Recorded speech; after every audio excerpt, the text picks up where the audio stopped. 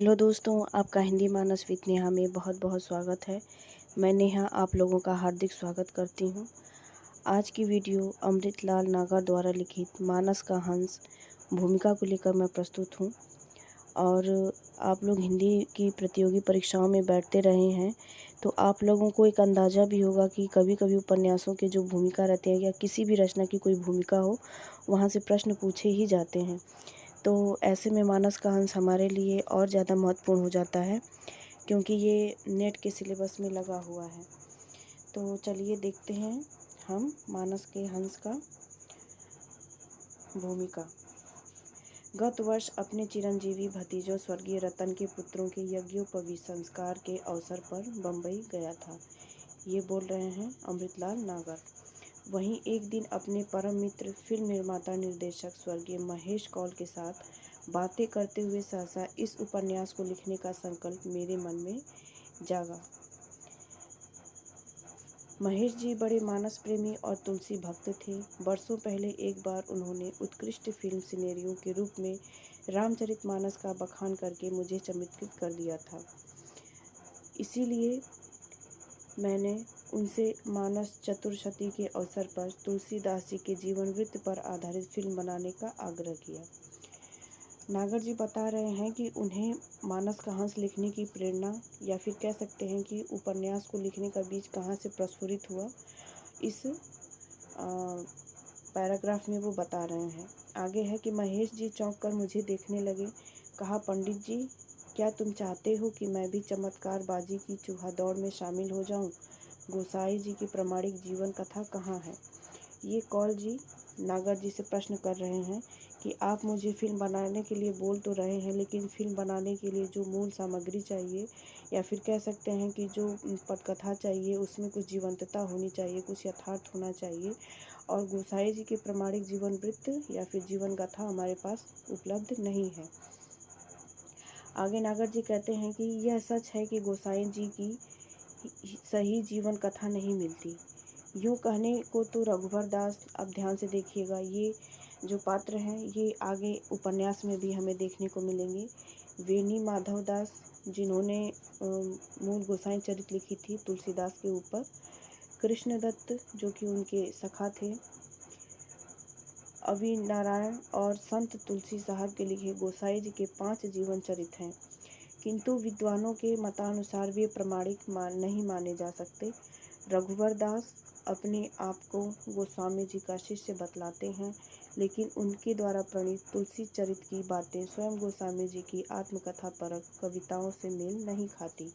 यहाँ पे इस पैराग्राफ में रघुवर दास का नाम आया है और दूसरी लाइन में बता रहे हैं कि इन्होंने कौन सी रचना लिखी है, तुलसी चरित लिखी है। और उनकी जो तुलसी चरित है और गोस्वामी जी की जो आत्मपरक कविताएं हैं, क्योंकि गोस्वामी जी जब अपनी रामचरितमानस के उनके हम कई पद्यों को उठाकर देखें तो कहीं ना कहीं अपने बारे में भी कुछ न कुछ बताते चलते हैं। तो उनकी जो आत्मपरक कविताएं हैं उससे तुलसी चरित में लिखी गई बातें मेल नहीं खाती हैं।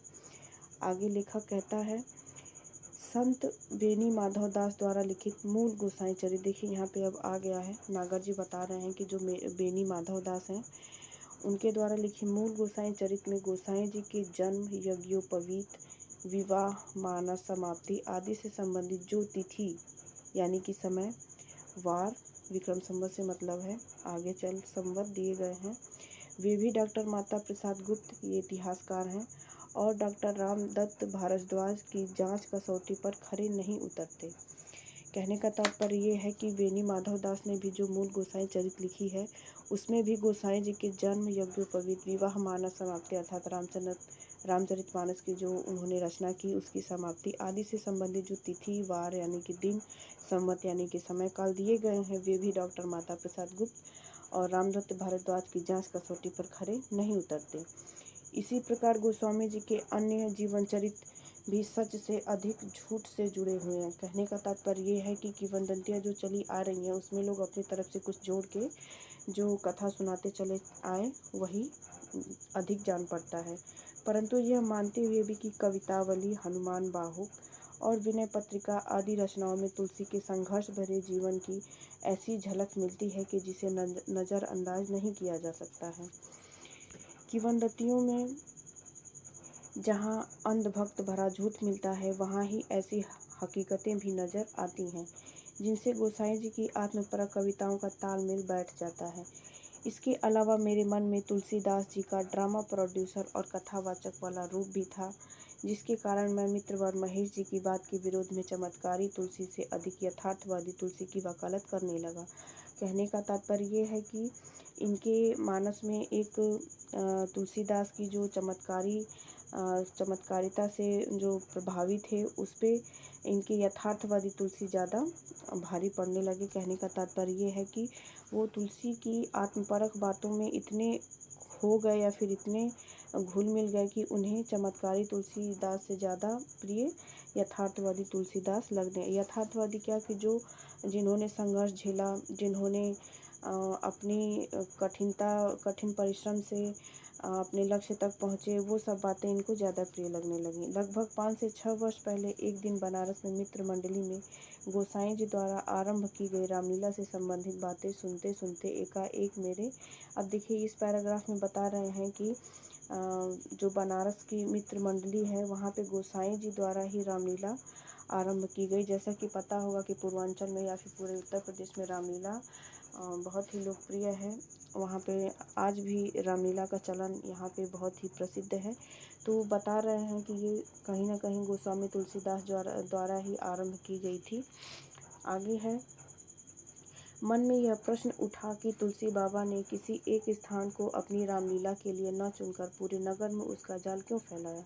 कहीं लंका, कहीं राजगद्दी, कहीं नरकटिया, अलग अलग मोहल्लों में अलग अलग लीलाएं कराने के पीछे उनका खास उद्देश्य क्या रहा होगा। शौकिया तौर से रंगमंच के प्रति कभी मुझे भी सक्रिय लगाव रहा है। एक पूरे शहर को रंगमंच बना देने का ख्याल अपने आप में ही बड़ा शानदार लगा, लेकिन मेरा मन यह मानने को तनिक भी तैयार नहीं होता था कि तुलसीदास जी ने प्रयोग के लिए प्रयोग वाले सिद्धांत के अनुसार ऐसा किया होगा। इस लाइन को कृपया ध्यान से देखें, प्रयोग के लिए प्रयोग वाले सिद्धांत के अनुसार। कहने का तात्पर्य उनका ये है कि जो खुद प्रयोग के लिए प्रयोग करने वाला हो, ऐसा सिद्धांत का उन्होंने अनुपालन किया हो। मुझे कहने का तात्पर्य नागर जी से है कि उन्हें ऐसा नहीं लगता है। आगे है, खैर तभी यह भी जाना कि रामलीला कराने से पहले गोसाई जी ने बनारस में नागनथैया लीला, प्रहलाद लीला और ध्रुव लीलाएं भी कराई थी। रामलीला जब शुरू हुई थी उससे पहले वहाँ पे ये 3 नाटक भी करवाए गए थे। इसमें ध्रुव लीला को छोड़कर बाकी लीलाएं आज तक बराबर होती रही हैं, यानी कि ध्रुव लीला आज के डेट में वहाँ पे विलुप्त हो चुकी है और बाकी ये नागनथैया लीला हो गई और प्रहलाद लीला हो गई, वो आज भी वहाँ पे लोकप्रिय है। आगे है कि यह तीनों लीलाएं किशोरों और नवयुवकों से संबंधित हैं। यह बात भी उसी समय ध्यान में आई थी। अपने प्रिय बंधु अशोक जी की इन दिनों लखनऊ से प्रकाशित होने वाले दैनिक समाचार पत्र स्वतंत्र भारत के संपादक हैं। यहाँ पे देखिए समाचार पत्र जो दिया गया है स्वतंत्र भारत, उसके संपादक कौन है? अशोक जी हैं। तो आपसे पूछा जा सकता है कि भूमिका में या फिर मानस के हंस में नागा जी ने किस समाचार पत्रिका का वर्णन किया है, जो कि बनारस में होने वाली जो नौटंकी वगैरह या फिर रामलीला वगैरह से संबंधित उसमें बातें छपती थी। आगे है,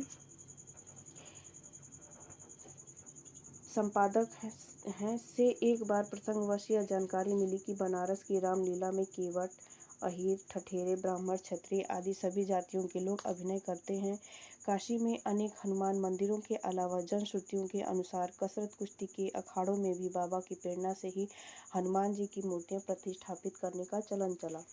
मुझे लगा कि तुलसी और तुलसी के आचार्य रामचंद्र शुक्ल के सुझाए शब्द के अनुसार निश्चय ही लोक धर्मी थे। सिया राम मय जग की सेवा करने के लिए गोस्वामी तुलसीदास संगठनकर्ता भी हो सकते थे। रूढ़िपंथियों से तीव्र विरोध पाकर यदि इस इसी अति जन समुदाय को संगठित करके अपने हक की आवाज़ बुलंद कर सकते थे, तो तुलसी भी कर सकता था। समाज संगठनकर्ता की हैसियत से भी सभी को कुछ न कुछ व्यावहारिक समझौते भी करने पड़ते हैं। तुलसी और हमारे समय में गांधी जी ने भी वर्णाश्रमियों से कुछ समझौते किए, पर उनके बावजूद इनका जनवादी दृष्टिकोण स्पष्ट है। तुलसी ने वर्णाश्रम धर्म का पालन पोषण भले किया हो, पर संस्कारहीन कुकर्मी ब्राह्मण क्षत्रिय आदि को लताड़ने में वे किसी से पीछे नहीं रहे। ये बहुत ही मोस्ट इम्पॉर्टेंट लाइन है, क्योंकि इंटरव्यू वगैरह में भी पूछ लिया जाता है, क्योंकि तुलसीदास पे आरोप लगते हैं कि वो सामंतवादी कवि थे। तो यहाँ पे नागर जी वही बता रहे हैं कि उन्होंने वर्णाश्रम धर्म का पालन पोषण, वर्णाश्रम में क्या है कि ब्राह्मण क्षत्रिय वैश्य शूद्र 4 वर्ण होते थे, उसमें इनको सामंतवादी कहने का तात्पर्य यही है कि ये जो बड़े ब्राह्मण हो गए, क्षत्रिय हो गए, उन लोगों का समर्थन करते थे। तो इन पे आरोप लगते हैं, तो वही नागर जी इस लाइन में बता रहे हैं कि उन्होंने भले उनका पोषण किया हो, लेकिन जो ब्राह्मण कुकर्मी हैं, क्षत्रिय जो कि निर्बलों को सताते हैं, उनको लताड़ने में तुलसीदास कहीं किसी से पीछे नहीं हटे हैं। आगे है कि तुलसी का जीवन संघर्ष, विद्रोह और समर्पण भरा है। इस दृष्टि से वह अब भी प्रेरणादायक है। महेश जी की बात के उत्तर में यह तमाम बातें उस समय कुछ यूँ संवर से उतरी कि खुद मेरा मन भी उपन्यास लिखने के लिए प्रेरित हो उठा। महेश जी भी ऐसे जोश में आ गए कि अपनी लाट साहबी सदा अदा में मुझे 2 महीने में फिल्म स्क्रिप्ट लिख डालने का हुक्म फरमा दिया। यहाँ पे इस तरह से बनाया गया कि मैं कंफ्यूज हो जा रही हूँ पढ़ने में। मैंने कहा पहले उपन्यास लिखूंगा, तब तक तुम अपनी हाथ लगी पिक्चर अग्निरेखा पूरी करो। किंतु नियति ने महेश जी को अग्निरेखा लांघने ना दी। गत 2 जुलाई को उनका देहावसान हो गया। किताब के प्रकाशन के अवसर पर महेश कौल का ना रहना कितना खल रहा है, यह शब्दों में व्यक्त नहीं कर पाता। इस उपन्यास को लिखने से पहले मैंने कवितावली और विनय पत्रिका को खास तौर से पढ़ा। मोस्ट इम्पॉर्टेंट लाइन है, या ध्यान से देखें। प्रश्न पूछा जा सकता है कि नागर जी ने जो मानस का हंस लिखा है, उसे लिखने से पहले उन्होंने तुलसीदास की किन रचनाओं को पढ़ा था। तो यहाँ पे उन्होंने स्पष्ट लिखा है कवितावली और विनय पत्रिका को उन्होंने खास तौर से पढ़ा था। आगे है, विनय पत्रिका में तुलसी के अंतर संघर्ष के ऐसे अनमोल क्षण सजोए हुए हैं कि उनके अनुसार ही तुलसी के मनोव्यक्तित्व का ढांचा खड़ा करना मुझे श्रेयस्कर लगा। रामचरितमानस के पृष्ठभूमि में मानसकार की मनोछवि निहारने में भी मुझे पत्रिका के तुलसी ही से सहायता मिली। कवितावली और हनुमान बाहुक में खास तौर से और दोहावली तथा गीतावली में कहीं कहीं तुलसी की जीवन झांकी मिलती है। देखिए यहाँ पे नागर जी स्वयं बता रहे हैं, प्रश्न भी पूछा जा सकता है कि तुलसीदास की ऐसी कौन सी रचनाएं हैं जिसमें कि उनकी जीवन की झांकी मिलती है। तो थोड़ी बहुत मिलती है विनय पत्रिका, आगे है दोहावली, उसके बाद है गीतावली, कवितावली और हनुमान बाहु की 4-5 रचनाएं ऐसी हैं कि जिसमें तुलसीदास जी अपनी जीवन के बारे में थोड़ी बहुत बातें लिख चुके हैं। मैंने गोसाई जी से संबंधित अगणित किंवदंतियों में से केवल उन्हीं को अपने उपन्यास के लिए स्वीकारा जो कि इस मानसिक ढांचे पर चढ़ सकती थी। कहने का तात्पर्य यह है कि नागर जी ने उन्हीं बातों को रखा है जो आज के समय के अनुसार सही हों और गोस्वामी जी के चरित्र को चरितार्थ करती हों।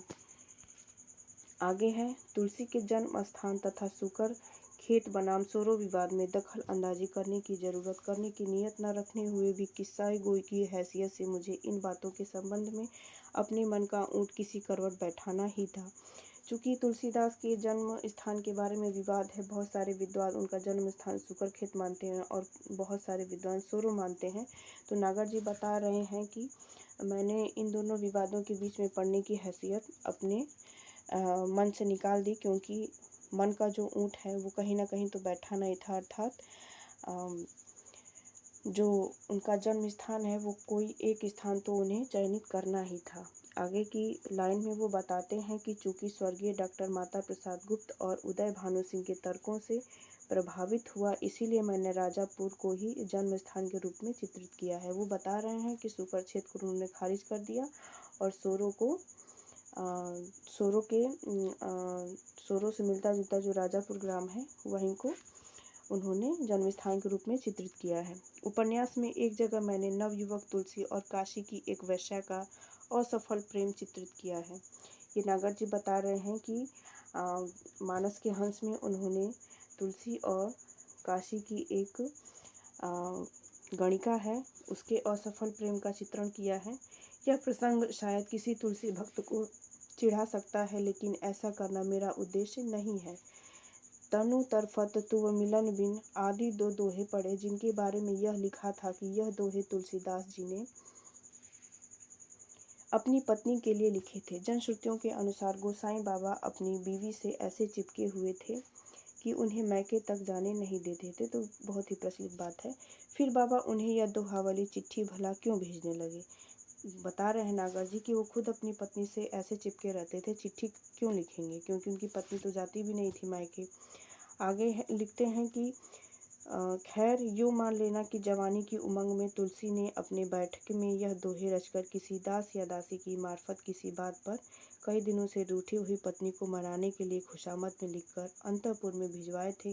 पर एक दोहे में प्रयुक्त तरुणी शब्द मेरे इस कल्पना के ये आड़े लिखा है। बताइए कैसे लिखा गया? आड़े आया। पत्नी के लिए लिखते तो शायद भामिनी शब्द का प्रयोग करते। तरुणी शब्द थोड़े अपरिचय का बोध कराता है। वैसे भी पंडित तुलसीदास ने बकौल बधुआ डॉक्टर रामविलास शर्मा कालिदास को खूब घोटा होगा। वे कभी रसिया भी रहे होंगे। कहने का तात्पर्य ये है कि उन्होंने अपने यौवन काल में जरूर ही श्रृंगार वर्णन या फिर श्रृंगार रस दर्शन जरूर ही किया होगा। वे कभी रसिया भी रहे होंगे। विनय पत्रिका में वे अपनी मदन वाय से खूब जूझे हैं। कलयुग के रूप में उन्हें पद और पैसे का लोभ तो सता ही नहीं सकता, सताया होगा काम वृत्ति ने। देखिए ये कोई बहुत आलोचना वाली बात नहीं है, हम सभी इंसान हैं। तो इंसान की जो वृत्तियां हैं उसमें अगर भूख है, प्यास है तो काम भी है, उससे सभी लोग परिचित हैं। तो इसे आप आलोचना के रूप में ना लें। ये नागर जी बता रहे हैं कि जो नवयुवक है उसे भाई काम वृत्ति तो सताएगी ही सताएगी, क्योंकि वो देव नहीं है, वो मनुष्य ही है। आगे है, मुझे लगता है कि तुलसी ने काम ही के जूझ कर राम बनाया है। मृग नयनी के नयन सर को अस लागी न जाहि उक्ति भी गवाही देती है। देखिए वो बता रहे हैं कि नागर जी ने ये लाइन क्यों लिखी है, क्योंकि तुलसीदास जी ने ही अपनी रचना में लिखा है कि मृग नयनी के नयन सर को अस लागी न जाहि उक्ति भी गवाही देती है कि नौजवानी में वे किसी के तीर निक्षेप से जरूर बिंधे होंगे। ना समझ जवानी में काशी निवासी विद्यार्थी तुलसी का किसी ऐसे दौर से गुजरना अनहोनी बात भी नहीं है। सही बात है, कोई अनहोनी नहीं है, क्योंकि यौवन काल सबके जीवन में आता है। जिस प्रकार बाल्यावस्था है, यौवन अवस्था भी उसके बाद आती ही आती है। आगे है, संत बेनी माधवदास के संबंध में भी एक सफाई देना आवश्यक है। संत जी मूल गोसाई चरित के लेखक माने जाते हैं। संत जी कहने का तात्पर्य बेनी माधवदास जी से है। उनकी किताब के बारे में भले ही शक शुबह हो, मुझे तो अपनी कथा सूत्र के लिए तुलसी का एक जीवनी लेखक एक पात्र के रूप में लेना अभीष्ट था। इसीलिए कोई काल्पनिक पात्र न रखकर सत्य जी का नाम रख लिया। सत्य जी से तात्पर्य बेनी माधवदास जी से है। तुलसी के माता पिता पत्नी ससुर आदि के प्रचलित नामों का प्रयोग करना ही मुझे अच्छा लगा। यह उपन्यास 4 जून सन 1971 ईस्वी को तुलसी स्मारक भवन अयोध्या में लिखना आरंभ करके 23 मार्च 1972 से तात्पर्य रहेगा यहाँ पे रामनवमी के दिन लखनऊ में पूरा किया। देखिए यहाँ पे नागर जी बता रहे हैं, रचना काल तो पूछा ही जाता है, तो नागर जी स्वयं बता रहे हैं कि उन्होंने 4 जून 1971 को लिखना शुरू किया और 23 मार्च 1972 तक इसे पूरा भी कर दिया। रामनवमी के दिन लखनऊ में पूरा किया। भगवत प्रसाद पांडेय ने मेरे लिपिक का काम किया। इस उपन्यास को लिखते समय मुझे अपने 2 परम बंधु रामविलास शर्मा और नरेंद्र शर्मा के बड़े ही प्रेरणादायक पत्र अक्सर मिलते रहे। ये 2 इनके जो सह लेखक तो नहीं कह सकते हैं, इनके जो मित्र हैं वो इन्हें प्रेरणादायक पत्र लिखते रहते थे इस उपन्यास लिखने के दौरान। उत्तर प्रदेश राजस्व परिषद के अध्यक्ष श्री जनार्दन दत्त जी शुक्ल ने अयोध्या के तुलसी स्मारक में मेरे रहने की आरामदेह व्यवस्था कराई। यहाँ से परीक्षादायक कोई चीज़ तो नहीं है, लेकिन एक बार देख ही लेना चाहिए। इससे क्या है कि लेखक की जो मानसिक स्थिति है, जो लेखक का दृष्टिकोण है, वो हमें अच्छे से समझ में आ जाएगा। बंधुआ ज्ञानचंद्र जैन सदा की भांति इस बार भी पुस्तकालयों से आवश्यक पुस्तकें लाकर मुझे देते रहे। इन बंधुओं के प्रति अपनी हार्दिक कृतज्ञता प्रकट करता हूँ। डॉक्टर मोतीचंद्र लिखित काशी का इतिहास तथा राहुल संकीर्तन लिखित अकबर पुस्तकों ने ऐतिहासिक पृष्ठभूमि संजोने में। अब यहाँ से प्रश्न थोड़ा पूछा जा सकता है कि जो मानस का हंस उपन्यास है उसकी जो ऐतिहासिक पृष्ठभूमि है, क्योंकि ऐतिहासिकता से तात्पर्य यह है कि जब तुलसीदास जी का अगर हम रचना काल देखें तो वहाँ पे ऐतिहासिक रूप से कहीं न कहीं मुगलों का समय था और शेरशाह सूरी का भी समय था, तो उसकी एक ऐतिहासिक पृष्ठभूमि किसी को भी बनानी ही पड़ेगी। तो वो बता रहे हैं कि काशी का इतिहास जो कि मोतीचंद्र द्वारा लिखित है और राहुल संकीर्तन द्वारा लिखित अकबर पुस्तकों ने ऐतिहासिक पृष्ठभूमि संजोने में तथा स्वर्गीय डॉक्टर माता प्रसाद गुप्त की तुलसीदास और डॉक्टर उदय भानु सिंह कृत तुलसी काव्य मीमांसा ने कथानक का ढांचा बनाने में बड़ी सहायता दी। मोस्ट इंपॉर्टेंट लाइन है, इसे आप याद रखेंगे, प्रश्न पूछा जा सकता है। प्रयाग के मित्रों ने मीमांसा परिमल संस्था में इस उपन्यास के कतिपय अंश सुनाने के लिए मुझे साग्रह बुलाया और सुनकर कुछ उपयोगी सुझाव दिए। मैं इन सबके प्रति कृतज्ञ हूँ। अंत में मित्र व स्वर्गीय रुद्र काशिकी का सादर सप्रेम स्मरण करता हूँ। वे बेचारे राम बोला बोले अधूरा छोड़कर ही चले गए। रुद्र जी काशी के चलते फिरते विश्वकोश थे। स्वर्गीय डॉक्टर रांगे राघव भी रत्ना की बात लिखकर, देखिए यहाँ पे रत्ना की बात से तात्पर्य क्या है, तुलसीदास की जो पत्नी थी उनके ऊपर रांगे राघव ने भी लिखा है रत्ना की बात, लिखकर तुलसी के प्रति अपनी निष्ठा व्यक्त कर गए हैं। मानस चतुर्दशी मनाने का सुझाव सबसे पहले धर्म युग में देने वाले डॉक्टर शिव प्रसाद सिंह, जो कि आलोचक हैं और समारोह के आयोजक काशी नागरिक प्रचारणी सभा के प्रधानमंत्री श्री सुधाकर पांडे तथा वे परिचित अपरिचित लोग जो गोस्वामी जी के सबल व्यक्तित्व को अंधश्रद्धा के दलदल से उभार कर सही और स्वस्थ रीति से जनमानस में प्रतिष्ठित कराने के लिए प्रयत्नशील हैं। चाहे आयु में वे मुझसे बड़े हों या छोटे हों, मेरी श्रद्धा के पात्र हैं। अमृतलाल नागर। तो ये थी मानस के हंस की भूमिका। आशा करती हूँ कि आप लोगों को पूरे उपन्यास की जो पृष्ठभूमि नागर जी ने कैसे रची, उपन्यास में उन्होंने क्या रखने का प्रयास किया है, किन चीज़ों से बचने का प्रयास किया और किस चीज़ पे उन्होंने मेन फोकस किया है, वो सब बातें आपकी समझ में अच्छे से आ गई होंगी। अगर ना समझ में आए तो वीडियो को आप 2 बार 3 बार रिपीट करके देखिए और अपने हिसाब से अपना नोट बना लीजिए, क्योंकि यहाँ पे कम से कम 5 से 6 प्रश्न बहुत ही मोस्ट इम्पॉर्टेंट हैं। आजकल जो परीक्षा में प्रश्न पूछे जा रहे हैं बहुत ही डीपली आ रहे हैं। तो चलिए बने रहें चैनल पर, मिलते हैं अगले वीडियो में। अगर आपको वीडियो पसंद आया हो तो कृपया इसे लाइक शेयर सब्सक्राइब जरूर करें।